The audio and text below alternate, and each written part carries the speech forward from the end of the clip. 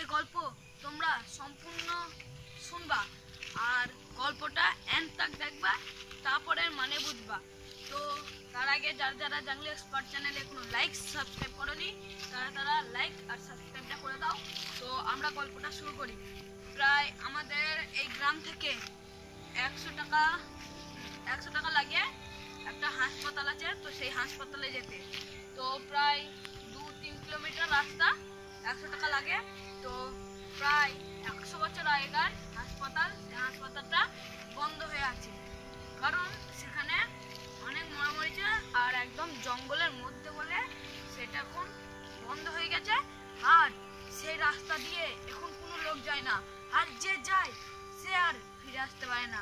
তো আমরা তাই যাইনি ওইখানটা, আমরা গল্প হিসাবে তোমাদের বললাম। তো আমরা আর কিছু বলবো ওই বিষয়ে, ওইটা কেন বন্ধ হয়েছে, কি কারণে হয়েছে। তো ওইটা মানে একজন ওই হাসপাতালে মানে একটা ওষুধ সহ্য করতে পারেনি বলে গলায় দড়ি দিয়ে মরেছিল। তো সেই থেকে সব ডাক্তারের উপরে একদম অত্যাচার করতে লেগেছিল। তারপর থেকে সেই হাসপাতাল বন্ধ হয়ে গিয়েছে, সিল করা হয়েছে।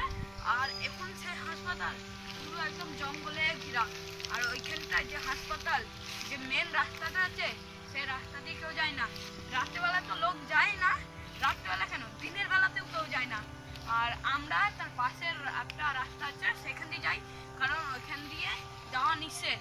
ওখান দিয়ে কোনো একটা মানে ভালো লোক বলো যাই বলো রোজা বলো কেউ যায় না ওখান দিয়ে, এত ভয়ঙ্কর রাস্তা ওইটা, খুব ভয়ঙ্কর।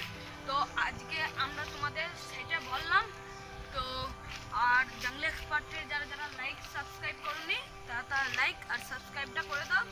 তো আবার একটা লং ভিডিও নিয়ে আসবো। তো আর যারা